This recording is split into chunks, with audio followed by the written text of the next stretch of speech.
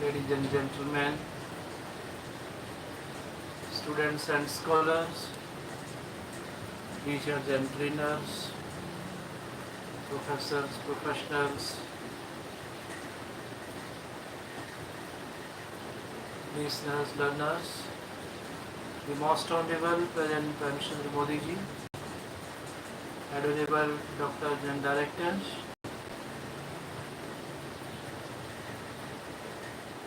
respected ministers, managers,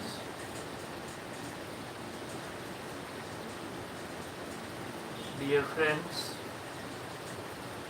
I Dr. Rakesh from USA, heartily cordially welcome all of you.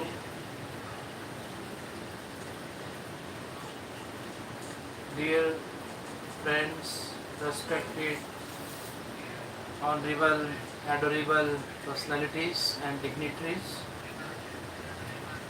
I heartily, cordially welcome. Let us discuss today our Indian economy. What's the base of our economy? That is agriculture. It is said. Today we see revolutionary and visionary change in our economy, in all the sectors. Tata set to make the salt graphene fuselages in India. Tata Advanced proposed Hyderabad facility to cater domestic global orders. From New Delhi, adding to its growing aerospace manufacturing capability, Tata Advanced Systems has signed agreement with France's Dassault Aviation to manufacture the Rafale fighter aircraft fuselage in India. Tata will set up a dedicated manufacturing facility at Hyderabad to make the four main parts of the fuselage for India, for Indian requirements as well as Dassault's global orders. The facility is expected to deliver the first units by FY28 and will have a capacity to produce 24 fuselages annually. The company did not officially share the order details, but people aware of developments told ET that in accordance with current plans, at least 100 fuselages will be manufactured at Hyderabad for global orders and the number could cross 200. If India places more orders for the Rafale fighter jet, India bought 36 Rafale jets for the Indian Air Force and has placed an order for 26 Rafale Marines for the Indian Navy. The Air Force is also looking to procure 114 multi-role fighter aircraft to boost its falling squadron strength, with the Rafale considered the leading contender. With the agreement, Dassault had vastly expanded the Rafale manufacturing ecosystem in India. The people said current projects underway, including setting up of an engine production plant at Hyderabad, and a maintenance, repairs and overhaul hub at Jawar could bring 60% of Rafale manufacturing by value into India. China tie-up plans short circuit for electronics. Geopolitical tension delays tech transfer JVs in run-up to deadline for PLI scheme. Passion after Beijing sparked backing from New Delhi. Indian electronics manufacturing companies are having a hard time securing government approval for completing joint venture agreements with China firms for technology transfer to make electronics components. Self-reliance pays off drug API prices fall. We see health poised to launch $400 million fund. Medibody plans $130 million pre-IPO raise. Shopping spree to fuel state reforms. So New Delhi, the centre has laid down a reform goalpost for states in mining, urban development and planning, electronic enforcement of road safety and land reforms promising incentives through the budget capital expenditure scheme on milestones being achieved. Said people with knowledge of the matter. Total outlay under the Special Assistance to States for Capital Investment Program for FY26 is 5 lakh crore through 50 years. Interest-free loans, they said, as much as 5,000 crore rupees has been earmarked for mining reforms. OPEC plus giants pump out additional oil to India. So, New Delhi, Saudi Arabia, Russia, Iraq and the UAE, the heavy weights of the OPEC plus producers alliance and India's top four suppliers are ramping up oil production and directing most of their additional output to India, boosting their combined market share to nearly 78% in the world's third largest oil consumer. In May, these four countries supplied 375,000 barrels per day more to India than in April. According to energy cargo tracker Vortexa, that's even higher than the 359,000 BPD they had collectively committed to produce under OPEC plus plan to raise output by 409,000 BPD. Luxury hotels struggle to find top talent. Nothing general about these managers from New Delhi. One day, even the early bird gets no worm, asked Atul Dungyach, managing director of the eponymous group. He has started an earlier than usual search for two general managers to run his upcoming properties in Bengaluru.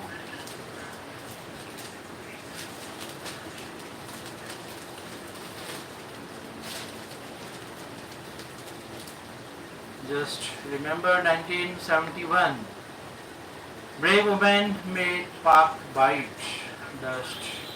Modi in Bhuj. Prime Minister plants Sindoor sapling gifted by women in Bhuj.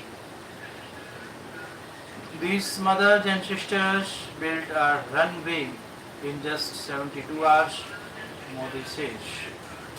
During my recent visit to Gujarat, the brave women of Kutch, mothers and sisters who showed remarkable courage and strength during the 1971 war, gifted me a Sindoor plant on this World Environment Day. I had the privilege of planting it at the Prime Minister's residence in New Delhi. This plant will always stand as powerful symbol of the spirit, bravery and inspiration of the women of our country. Prime Minister Modi on Thursday planted a Sindoor sapling presented to him by a group of women in Bush last month at his residence in New Delhi on World Environment Day. During my recent visit to Gujarat, the brave women of Kutch, mothers and sisters who showed remarkable courage and strength during the 1971 war, gifted me a Sindoor plant on this World Environment Day. I had the privilege of planting it at the Prime Minister's residence in New Delhi. This plant will always stand as a powerful symbol of the spirit, bravery and inspiration of the women of our country. Modi wrote in a post on X during this visit to Gujarat in May. Prime Minister Modi held a number of road shows and gatherings in the aftermath of Operation Sindoor. In an event in Bhuj in Kutch district, said Pakistan thought it should make a mark at Bhuj since Modi is from Gujarat. But they didn't know who they were dealing with. Just remember 1971, the brave women who are here today, they made Pakistan bite the dust back then. These mothers and sisters built a runway in just 72 hours and we resumed our attacks. He said at the time, today, I am fortunate that these warriors women from the 1971 war have come to bless me. Not only that, they also gave me a plant of the Sindoor tree we had shed. An inauguration of Kashmir rail service by Prime Minister. Better late than never, J&K CM Abdullah says from Katra, Jammu. Noting that he has been waiting for this day for a long time. J&K CM Umar Abdullah on Thursday said the inauguration of rail service is better late than never, as it will be a landmark occasion for the people of the valley. He also said the start of the rail service will enable people to travel without spending much and put an end to the practice of some air service providers who rob us by selling tickets worth 5,000 rupees at 20,000 rupees. Prime Minister Modi will inaugurate the much awaited Kashmir rail link on Friday. Russia has maintained Indo-Pak dispute is bilateral. In talks done claims brokering India-Pak peace. Conflict between India and Pakistan was stopped with personal participation of praise from Kremlin aides. Pakistan Prime Minister Shree seeks Russian help. Prime Minister Shehbaz Sharif urges Putin to assist in resolving conflict with India. This news is from New Delhi. US President Donald Trump told Russian President Vladimir Putin during a telephone conversation that he brokered peace between India and Pakistan. The Russian leader is understood to have given a patient hearing to Trump amid Moscow's stated position that any dispute between India and Pakistan is strictly bilateral in nature. The recent conflict between India and Pakistan was among the issues which figured during a phone call between them, according to a Kremlin aide, Yuri Yushakov. During their conversation on Wednesday, the two leaders discussed Ukraine and also touched on some other issues. Shakiv told the media briefing. He also touched upon the Middle East and the armed conflict between India and Pakistan, which was stopped with the personal participation of Pakistan. Personal participation of President Trump. Yushakov was quoted as saying by Russia, the state runs that news agency. Yushakov, however, didn't share the details. Russians familiar with the US-Russia dynamics told it that Putin has been in talks with Trump to stabilize the US-Russia and US-Iran ties and gave occasion aiding to the American leader.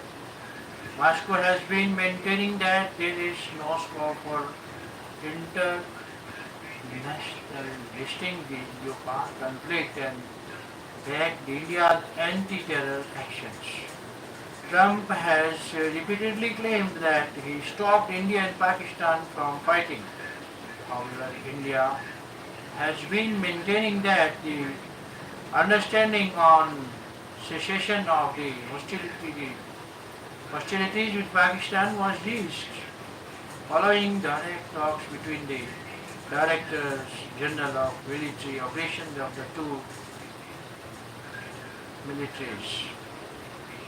Meanwhile, Prime Minister Shahbaz Sharif has urged Putin to assist in resolving the conflict with India.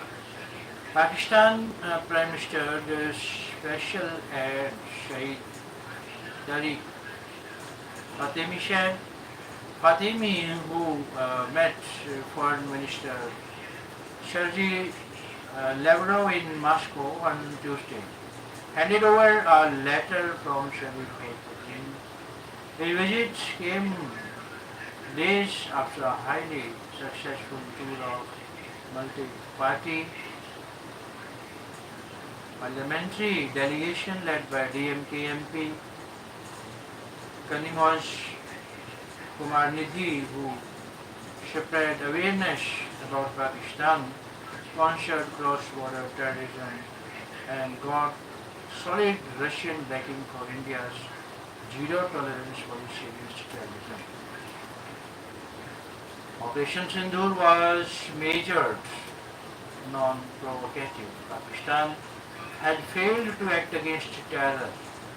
Infra operating from its soil, Lok Sabha Speaker says, sole objective of Operation Sindoor was to destroy terrorist infrastructure and neutralize the capabilities of terrorists. Om Birla, Lok Sabha Speaker says from New Delhi, Lok Sabha Speaker Om Birla took on Pakistan on the opening day of BRICS parliamentary forum by stating that it has failed to take concrete action against the terrorist infrastructure operating from the territory. Birla made these remarks at a bilateral meeting with the President of the Federal Senate of Brazil, Davi Alcolumbre. Talking about Operation Sindoor, he said it was a major, non-provocative, proportionate and responsible counter-reaction. Its sole objective was to destroy terrorist infrastructure and neutralize the capabilities of terrorists. He was quoted in an official statement. He asserted that India is firmly committed to a policy of zero tolerance towards all forms of terrorism and give a strong response to every terrorist attack. Participating in the BRICS parliamentary forum at Brasilia in Brazil, Birla said, India supports a fair and rule-based global trading system, one that adequately addressed the needs and aspirations of the global South. He expressed concern that representation of developing countries in international institutions remains inadequate. Therefore, BRICS countries must collectively make concrete efforts to enhance the participation of the global south in such situations, he said. Kerala GUV firm on Bharat Mata portrait left government boycott. Raj Bhavan events, Press Trust of India Trivandrum. Kerala Governor Rajendra Halikar on Thursday said there would be no compromise on the presence of Bharat Mata portrait at Raj Bhavan. His statement came after Kerala Agriculture Minister P. Prasad boycotted the World Environment Day celebration jointly organized by the state and the Raj Bhavan following reports that officials at the governor's office had allegedly insisted on displaying an image of Bharat Mata commonly used in RSS shakas at the event. The statement quoting the governor's speech at the Raj Bhavan during World Environment Day celebration said the minister had initially requested that an event be held at the Raj Bhavan. Yamuna pollution, smoke, biggest environmental issues in Delhi. Supreme Court Judge Carol says from New Delhi. Supreme Court Judge Justice Sanjay Carol on Thursday said smog and Yamuna River pollution were the biggest environmental issues in the national capital. The judge was speaking at the Society of Indian Law Firms Climate Change Conference and Awards 2025 when he emphasized on environmental protection. Each citizen, he said, was responsible to protect the environment and the onus wasn't just on the judiciary, the executive and the legislature. We have to make sure that the environment, be it in any form, has to be protected. I would also say this, that over the year we have developed certain principles. And the public trust doctrine is one such doctrine which you must always keep in mind, Justice Carroll said.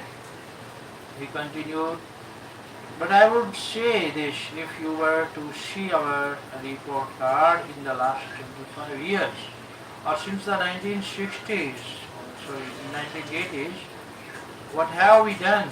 Have we done enough to protect the environment?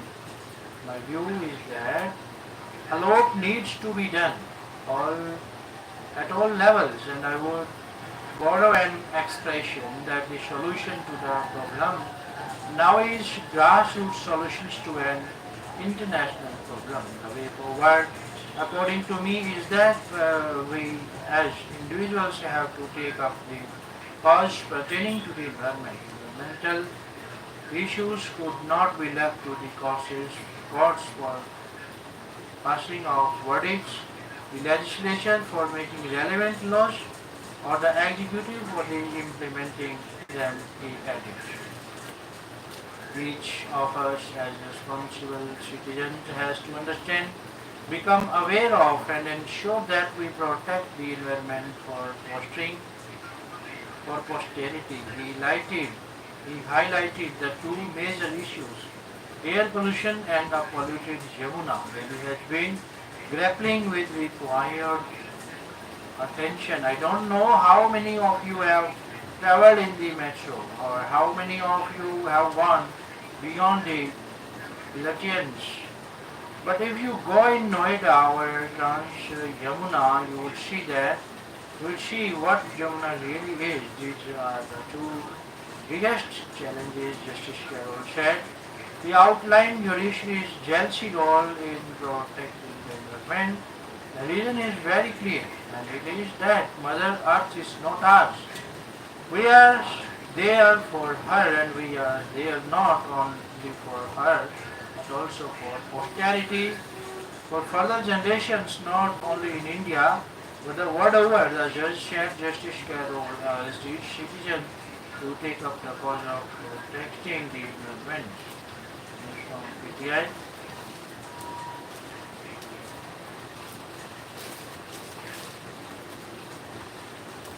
Karnataka to frame SOP for big events. Opposition demands High Court-led SIT probe.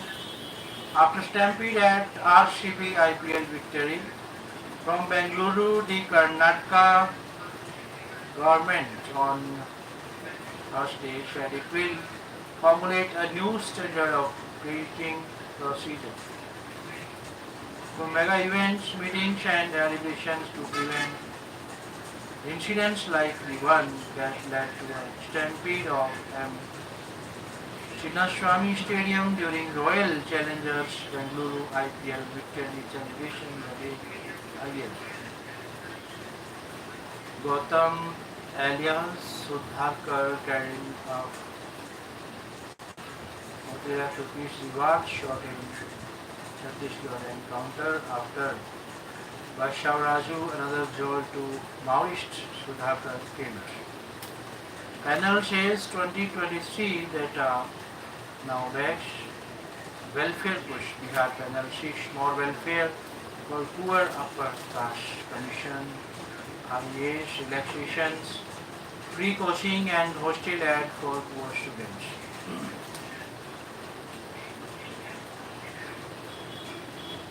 High Court takes Suomotu for negligence of campaign. Or to hear case on June 10 amid bills demanding judicial probe into event approvals and safety lapses. Inside the Haryana Congress strategy meet, Huda serves Cloud's message, father and grandfather of defeat activists out. Upendra Huda, victory has many fathers, defeat has none.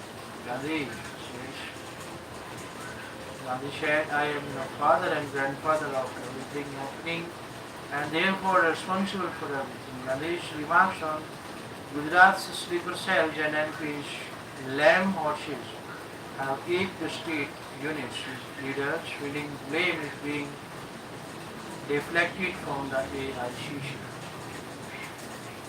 Poll panel tightens watch on West Bengal photo IDs amid fake card and passport scams.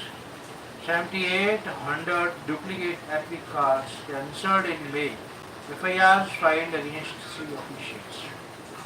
High Court orders police protection after threats. Calcutta High Court grants interim bail to influencer Panoli. Police protection. Kolkata police to provide protection to Panoli, who had complained of receiving threats following her post. Kolkata, the Calcutta High Court on Thursday granted interim bail to Sharmishta Panoli, a social media influencer and fourth-year law student who was arrested by Kolkata police from Gurugram on charges of hurting the religious sentiments of a particular community. The single bench of Justice Rajabasu Chaudhary granted her interim bail on a personal bond of 10,000 rupees. The court directed that Panoli must cooperate with the ongoing investigation and cannot leave the country without its permission. She has also been asked to deposit her passport. Panoli had allegedly posted offensive content on Instagram and X. Following backlash, she deleted the content and issued an apology on X. An FIR was registered against her on May 15. In her plea, Panoli also challenged the remand order of the trial court, which had sent her to 14 days judicial custody. Justice Chaudhary observed that custodial interrogation was not necessary. The High Court also directed Kolkata police to provide protection to Panoli, who has complained of receiving threats following her social media post The FIR was registered at Garden Dish Police Station and warrants were issued on May 17. On May 31, the child court remanded her to judicial custody till June 30. On Tuesday, another bench of the High Court had denied her bail.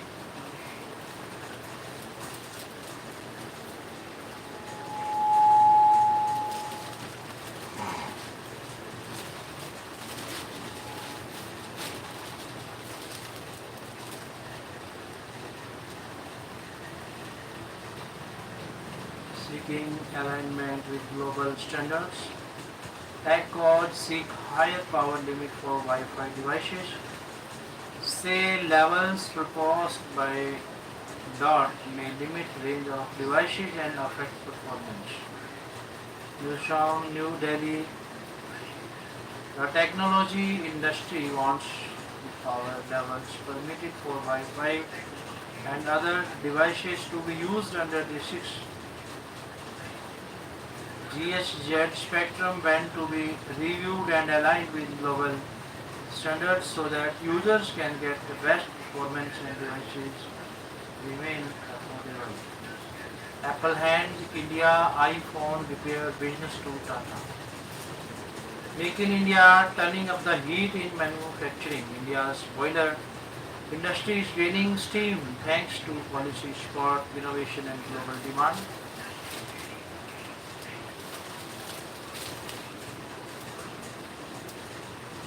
Etihad not keen on investing in Indian carriers. Flying high focuses on tarific rights can then add more flights to new local destinations, says CEO. Colgate brushes a plan to woo the great Indian middle class.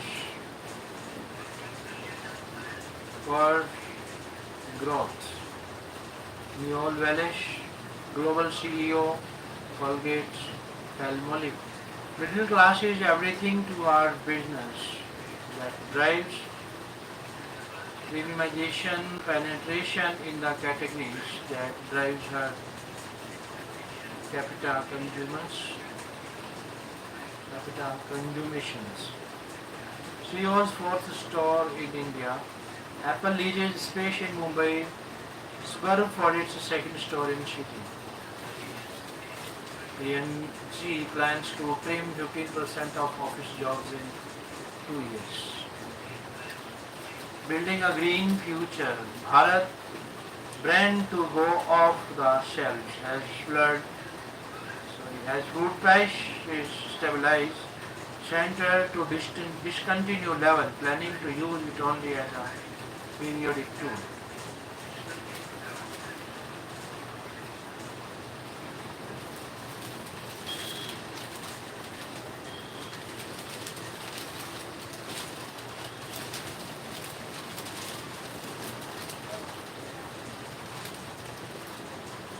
Control crowd flow, stamp out the chaos.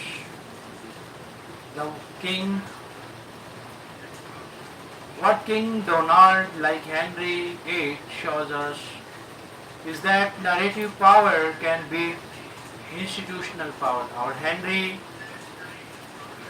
versus Howard.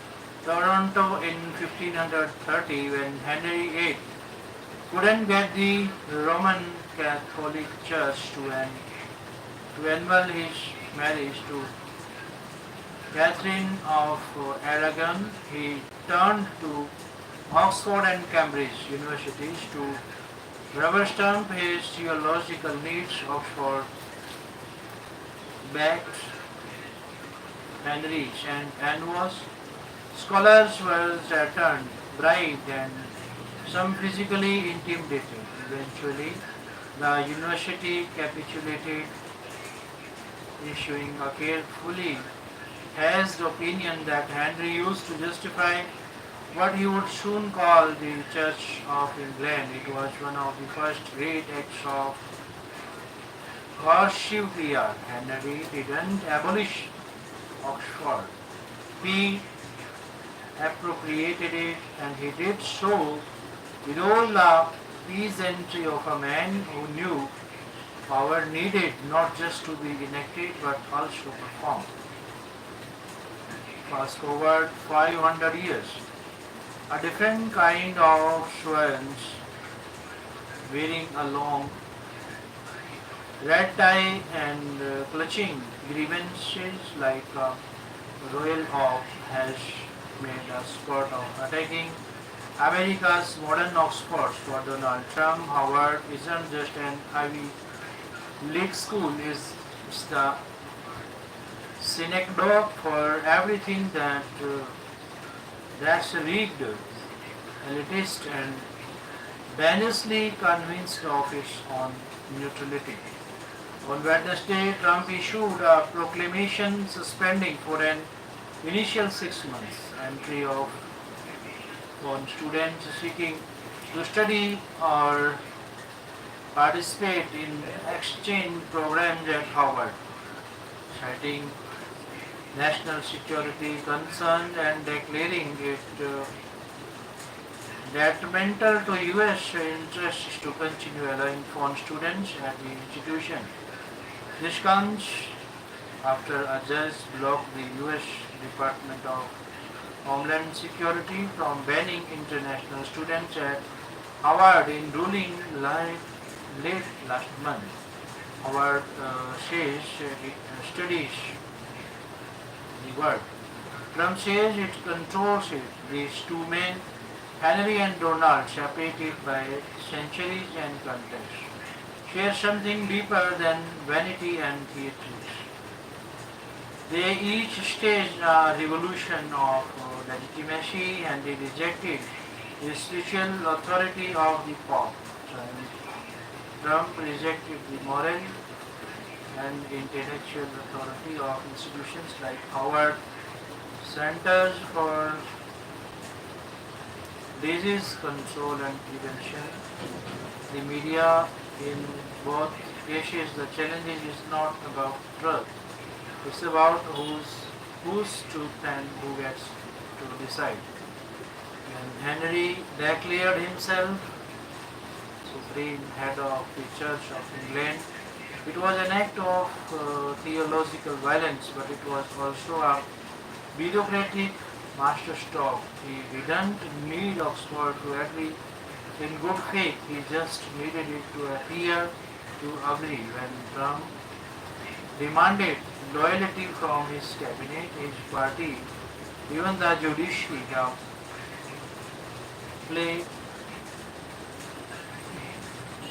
playbook was oddly similar.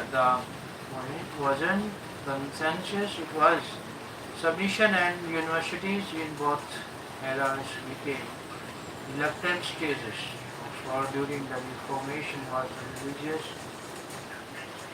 The university, its scholars were critics, its curriculum was bound to Rome. When Henry's men arrived with their writs and threats, they weren't just asking for legal opinion, they were demanding a confession of allegiance. The consequence of refusal wasn't academic censure, it was viewed. You could be exiled, defunded, or worse. Trump can't jail tenured professors, but he doesn't have to in the populist theater. He presided over. Simply calling Howard woke or corrupt is enough to delegitimize generations of intellectual authority. Once a symbol of merit, Howard become a symbol of manipulation. Once a beacon, it becomes a cable. It's not that Howard has always been innocent. The meritocracy it presides over its partial, exclusionary, and at times deeply complicit in structural injustice. But Trump doesn't critique Howard's failure to live up to its ideals. He denied the value of the ideals themselves, truth and inquiry, deliberation like Henry. He wants obedience, not contradiction. There is a crude irony here. Henry VIII actually founded or re-founded more universities than most English monarchs. He created Trinity College, Cambridge, and repurposed Thomas Wolsey's Cardinal College into Christ Church, Oxford. But these were not acts of philanthropy, they were acts of branding. He was placing his seal not only on the institutions but on what kind of thought they were allowed to produce. Some who has flirted with founding his own institutions. Some university was a scam. His supporters now talk about alternative academies and anti-woke colleagues as sanctuaries for real knowledge. The language is different but the logic is the same. If the institutions don't validate me, I'll build new ones that will. And here is that sting, eternal thing in both Henry's time and our own. These tactics work. After Henry, England returned to never returned to papal authority. His church, blunt, politically expedient, theologically patchy, endured. It became tradition. In a similar way, Trump's antagonism toward the academy is not a pushing phase. It has seeded a cultural rejection of expertise, a suspicion of intellectuals, a preference for instinct over analysis, and it's not going away. What should universities do in the face of such assaults? Oxford survived Henry by adopting, accommodating, and in some cases capitulating. The danger today is that universities like ours might do the same, water down their mission in the name of neutrality, shy away from hard truths to avoid political attack, or rebrand themselves into obedience. But the alternatives isn't easy either. To speak truth clearly even when it's unpopular requires not just institutional will but moral courage, a quality rarely taught in the seminars or strategic plans. What Trump has shown us and what Henry knew centuries ago is that narrative power can beat in institutional power, and if the university loses the confidence to defend its narrative, its gates will not be strong. They will be laughed at or ignored. The future of American higher education wouldn't be decided by who builds the better lab. It will be decided by who tells the better story about what knowledge is for and who gets to win it. Thank you, all my brothers and sisters, ladies and gentlemen, students, scholars, teacher, trainer, professor, professionals, the most honorable President Krishna, respected ministers, managers, doctors, directors, advocates, retired judges, administrative advisors. Thanks. I thank time and again. Thank all of you.